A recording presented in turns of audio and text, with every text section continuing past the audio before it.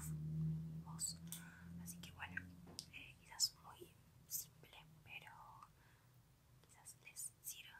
Así que les deseo, como siempre, dulces nonis y buenas noches. Espero disfruten esta lectura.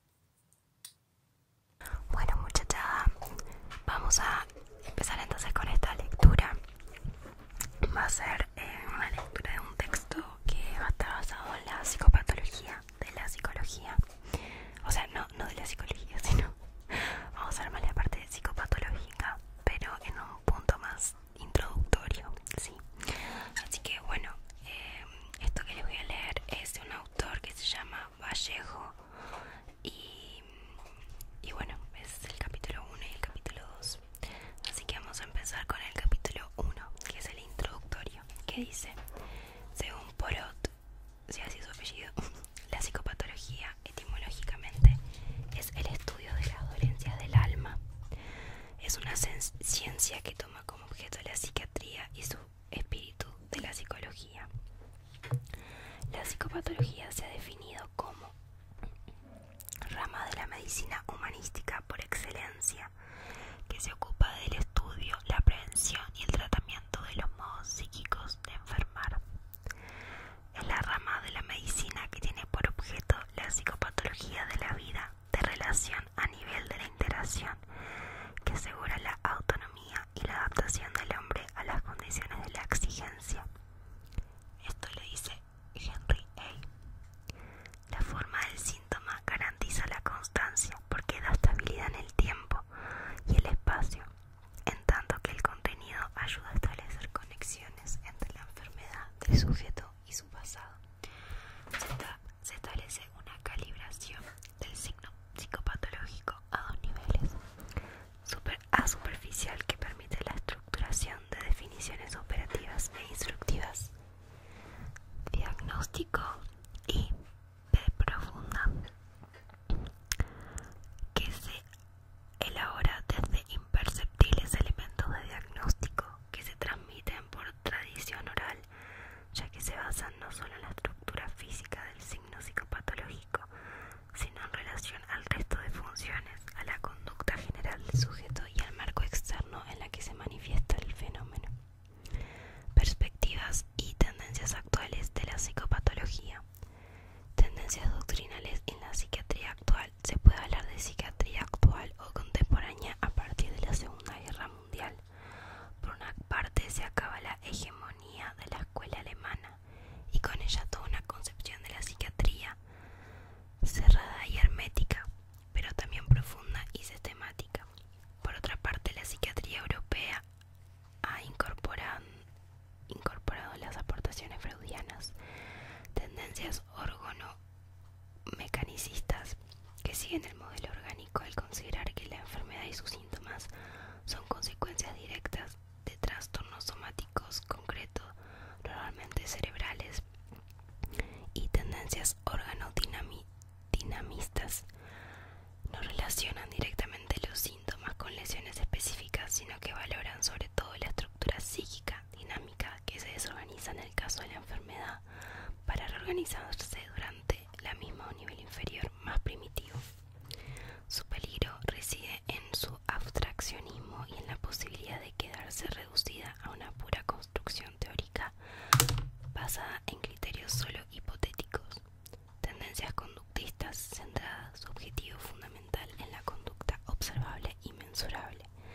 A diferencia del modelo organicista, rechaza el orden somático de la enfermedad, situando el trastorno en el terreno de la interacción sujeto-medio, donde lo que se produce es una patología del aprendizaje. Tendencias psicodinámicas suponen la existencia de conflictos psicológicos internos que son los que originan el trastorno psíquico. Su origen se considera ligado al descubrimiento del inconsciente. Tendencias sociogenéticas. Su común denominador estriba en la consideración de la estructura social como génesis de la enfermedad mental. Corriente que plantaron las bases sociogenéticas de la enfermedad. Corriente fenomenológica existencial. Es el proceso sociogénico. Se analiza como resultado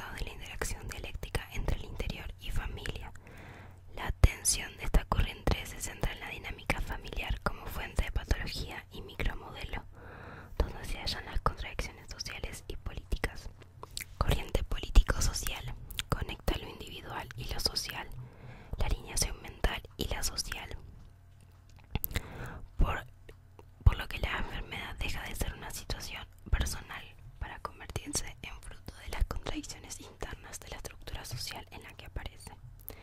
Capítulo 2. Modelos psiquiátricos. Tienen como objeto de estudio el sistema psicopatológico. Modelo médico. Sus postulados básicos son: 1. La enfermedad tiene una etiología o causa, normalidad y anormalidad. Salud y enfermedad pueden delimitarse y a veces con dificultad en el contexto de la medicina general, pero se difuminan al atender el plano de la conducta humana. Bajo el criterio de este modelo, el paciente es ajeno tanto a la génesis de su trastorno como a la curación del mismo. Se considera que el papel de enfermo propicia y su trastorno se alimenta la conducta desadaptativa, ya que el sujeto adapta su situación existencial al personaje que está representando. Tal etiología es orgánica. El modelo médico estricto topa con la realidad clínica, que evidencia de qué forma ciertos trastornos, incluido el psicótico, aparecen en clara relación con determinantes circunstancias ambientales. 3. La etiología orgánica produce una serie de síntomas que construyen el cuadro clínico. Se halla la atención sobre la imprudencia de etiquetar a los pacientes. La corriente social ha incidido en los aspectos negativos del diagnóstico. Hay que distinguir entre diagnóstico etiológico causal y diagnóstico descriptivo, efectuado en forma de síntomas. 4. El conjunto de síntomas permite el proceso diagnóstico. 5. A través del diagnóstico se puede emitir el criterio pronóstico. El tratamiento biológico solo soluciona totalmente una parte de los casos. Frecuentemente, los tratamientos biológicos se establecen sobre un diagnóstico descriptivo, no etiológico, y solo orienta hacia una somatosis, pero sin que se aclare por ello su última raíz causal. El terapeuta debe situar cada caso particular en su justo lugar al calibrar todas las variables que se conforman la tan triada y llevada integridad psicosomática del hombre, desde el plano de su biografía y atendiendo un momento histórico en que se encuentra. 6. Tratamiento que debe incidir sobre la supuesta etiología orgánica. Modelo conductista. Parte de los principios básicos de la teoría del aprendizaje, siendo su raíz principal el condicionamiento en cualquiera de sus modalidades, clásico y operante. En este marco teórico, la conducta normal o patológica parece como fruto de condicionamiento o falta de él. El tratamiento se centra en el complejo sintomático. Desaparición se valora como signo de curación. La terapéutica se enfoca hacia el descondicionamiento de la conducta patológica o el condicionamiento de otra más justa o ambos. Modelo psicosomático. Algún problema en el desarrollo de las etapas oral, anal, fálica y genital implica una fijación a la misma con la consiguiente psicopatología en la vida adulta a partir de los procesos inconscientes. Los síntomas surgen como resultado de los esfuerzos que el individuo hace por paliar la ansiedad creada por los conflictos emocionales subyacentes. La psicoterapia analítica pretende hacer progresivamente consciente lo inconsciente de las distintas formas en las que pueden desvelarse actos fallidos, sueños, etc. Modelo sociológico supone considerar los factores socioambientales en la génesis o mantenimiento de los trastornos psíquicos. La enfermedad como tal es negada de forma explícita o implícita, ya que de cualquier forma es considerada fruto de las contradicciones sociales. 2. Noción de normalidad psíquica. Como salud, parte del criterio médico de normalidad en la cual se diferencia claramente entre enfermedad y salud. Como promedio, parte de un criterio estadístico en lo que lo normal es lo que parece con mayor frecuencia. Este enfoque está relacionado con el criterio sociológico, en la que la idea de salud se relaciona con la adaptación social y con la reacción positiva que el individuo provoca en el grupo social. Utópica, parte del concepto psicológico dinámico, según el cual la normalidad supone un equilibrio armónico de los diferentes elementos del aparato psíquico. Implica la capacidad de manejar adecuadamente los diferentes procesos psíquicos inconscientes. Las dificultades de este conjunto de criterios dinámicos entrañan el peligro de convertir la salud en una quimera utópica, ya que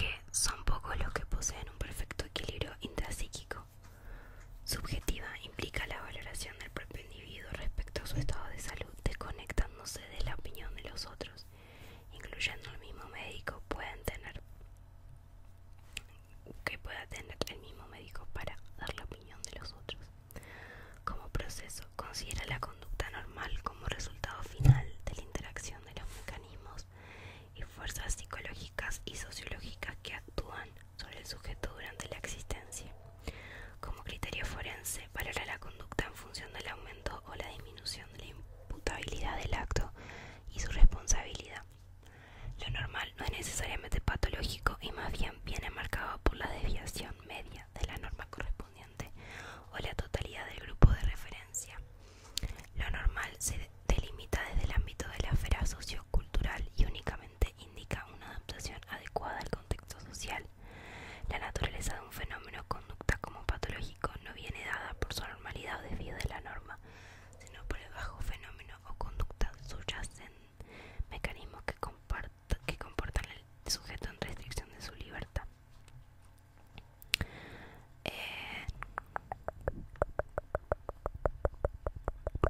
Déjame ver una cosa.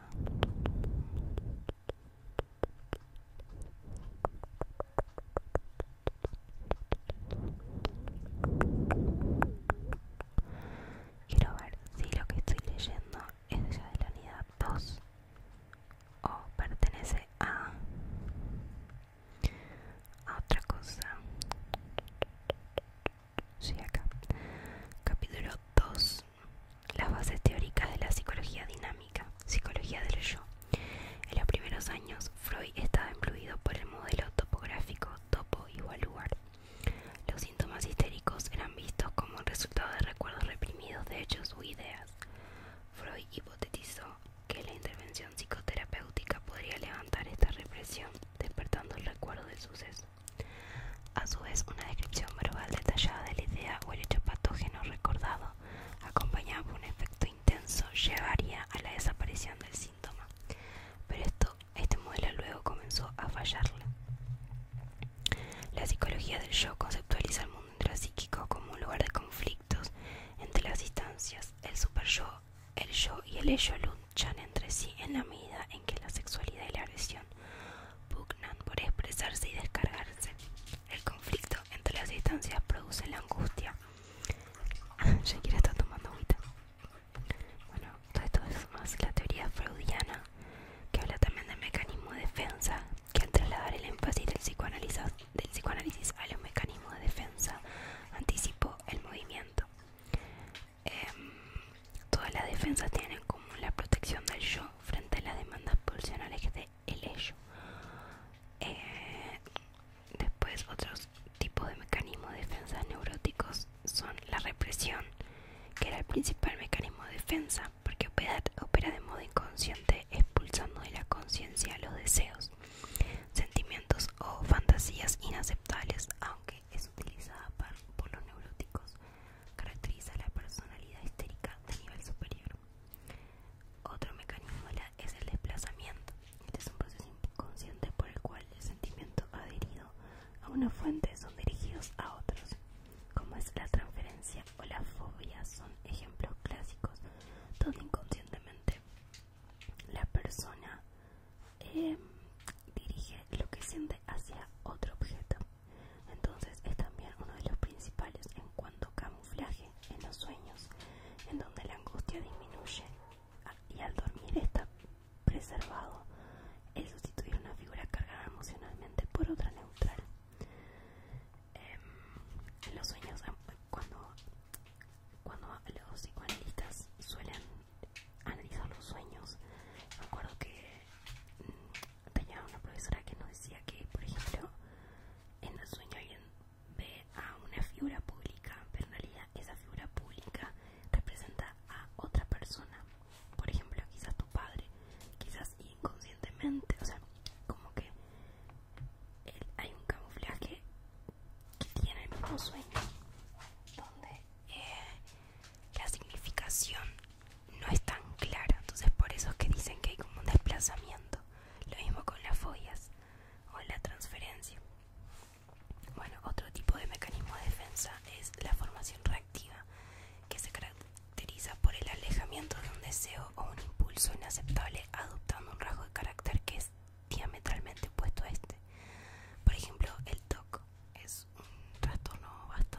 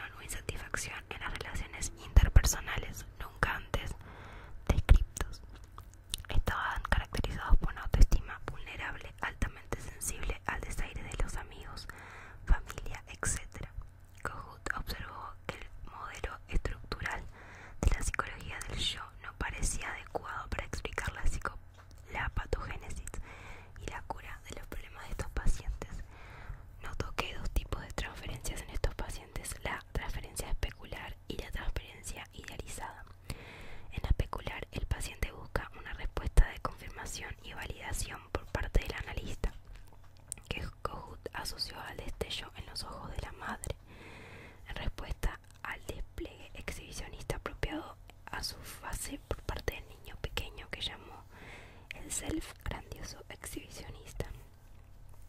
Entonces, en especular hay como una búsqueda de una respuesta de confirmación y validación, y en la idealizada se refiere a una situación en la que el paciente percibe al terapeuta como un padre todopoderoso. En ambos casos, el paciente adulto sufre de tales perturbaciones tempranas y que presentan a estos tipos de disposiciones transferenciales. Está luchando con un self defectuoso o deficiente, uno que está congelado por el desarrollo hasta un punto en donde es altamente proclive a la fragmentación. Para Kohut, el modelo estructural del conflicto asociado a la psicología no es suficiente para explicar un narcisista. Entonces, Kohut sostenía que las necesidades narcisistas persisten a lo largo de la vida y cortejan el desarrollo en el campo del amor por objeto. Postuló una teoría de doble eje que permitió la comprensión del desarrollo continuo, tanto en el campo narcisista como en el amor de objeto. A medida que los infantes maduran, intentan capturar la perfección perdida de unión temprana madre-bebé, usando una de las dos estrategias, el self grandioso, en la que la perfección es capturada dentro de sí, y la imagen parental idealizada, en la cual la perfección es asignada al progenitor. Estos dos polos constituyen el self bipolar, pero luego expandió esta conceptualización a un self tripolar, agregando un tercer polo de narcisismo, de objeto al self, el gemelar o alto ego. A ver, voy a buscar una cosa en mis apuntes.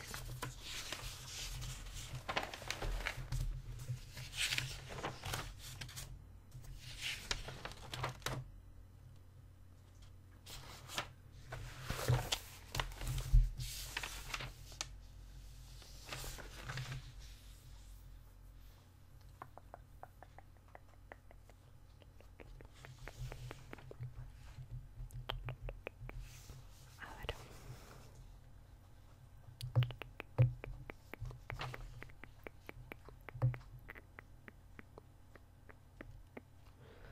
Ok, esto es Erickson Mahler. Necesito más de Kohut.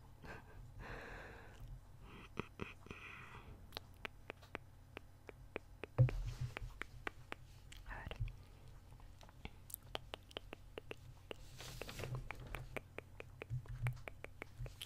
Tengo por acá. A ver. Acá tengo otro.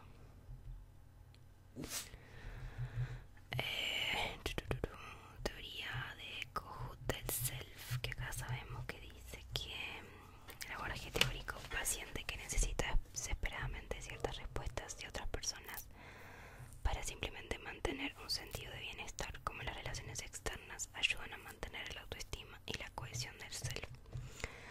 El self, un contenido del aparato psíquico, tanto del yo como del ello y el super yo, forma parte del aparato psíquico y es una estructura interna de la mente que se conceptualiza a un nivel próximo a la experiencia.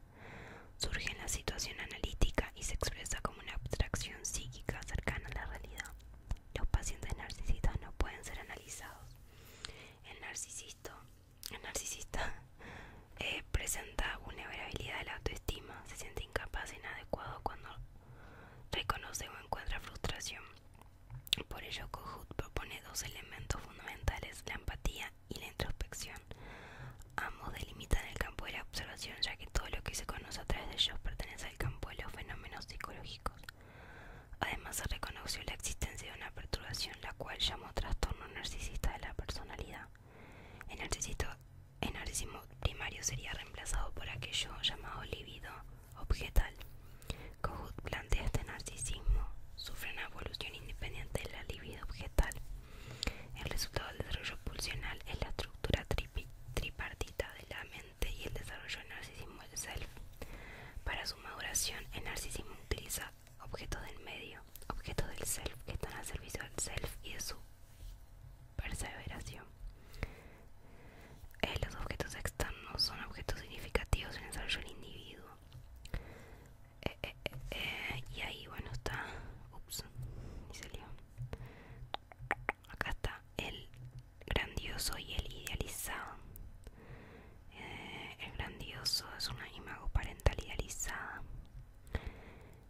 como resultado estructura bipolar, grandiosa y de la posibilidad de que en la práctica entre pensamientos especulados buscan respuesta a información en la lista. Y la especializada se refiere a una situación en la que el paciente percibe al terapeuta como fuente de calma. Y la gemelar, acá estamos, entonces tenemos la grandiosa, la idealizada y la gemelar. La grandiosa especula en la respuesta de confirmación y validez por el analista. La idealizada se refiere a una situación en la cual el paciente percibe al terapeuta como fuente de calma y quien le transmite seguridad, puesto que su felicidad depende o reside del el objeto idealizado. Y la transferencia gemelar